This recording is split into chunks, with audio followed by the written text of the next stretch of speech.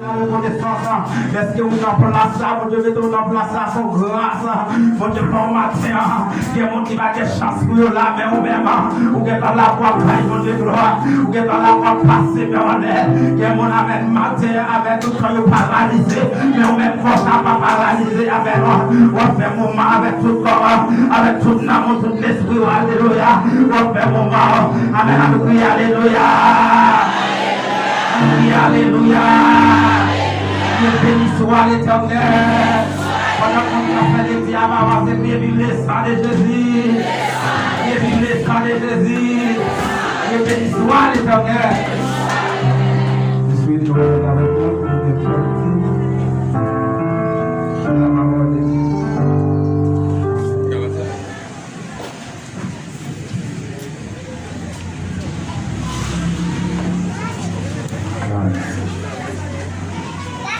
Bon Dieu béni.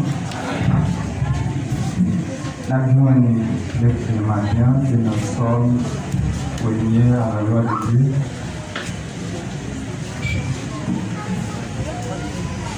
Toute la vie, bon gens, la vie, à la bonne savon, pour le monde qui va écouter conseil méchant, qui va suivre les gens, pour le monde qui a fait ça qui mal, qui va chuter ensemble avec le monde qui a passé bon Dieu dans le péché. Mais qui prend tout plaisir dans la loi Seigneur, qui a préparé dans tête la journée pour la nuit. Qui tant pour yon pied bois, yon planté pour canal d'eau, donner les saisons de l'été. Quand il dit pas de jambe freine, tout ça le fait aussi bien. Mais ce n'est pas même bagaille pour méchants, tant pour pas ils vont abrailler. C'est peut-être ça, le jugement, méchants ne peuvent pas arriver tête devant bon Dieu. Le monde qui fait mal, il ne peut pas chita ensemble avec le monde qui fait bien. Parce que le Seigneur connaît, il y a un monde qui fait bien, il a vivre. Mais jamais méchant à vivre là, il y a plus de mal, parole de Dieu qui fait. Et merci Seigneur. Merci Seigneur. Merci Seigneur. Merci Seigneur. Béni soit l'Éternel. Béni soit l'Éternel. Ce matin, on a trois nuit, on a fait le bail de Dieu gloire matin.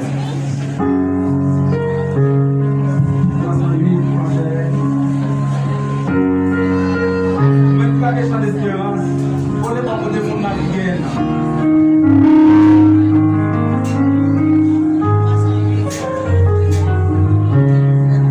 Jésus dit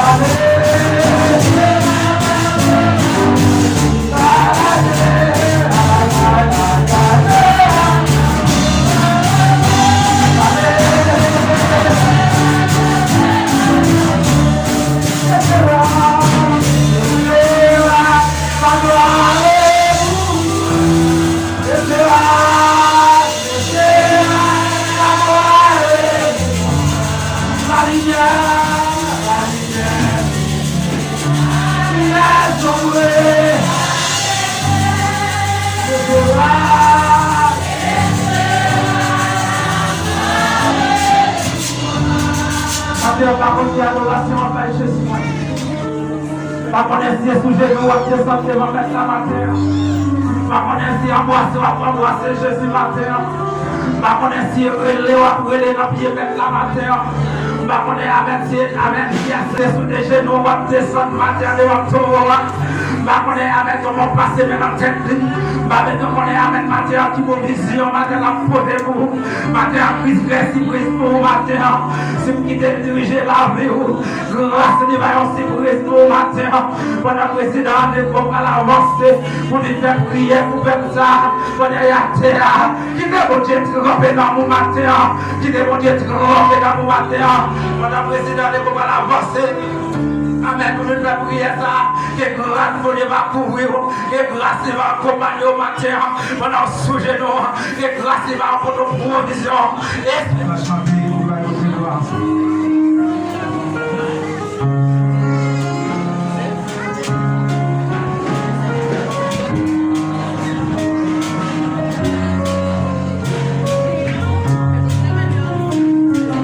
Moi, j'ai choisi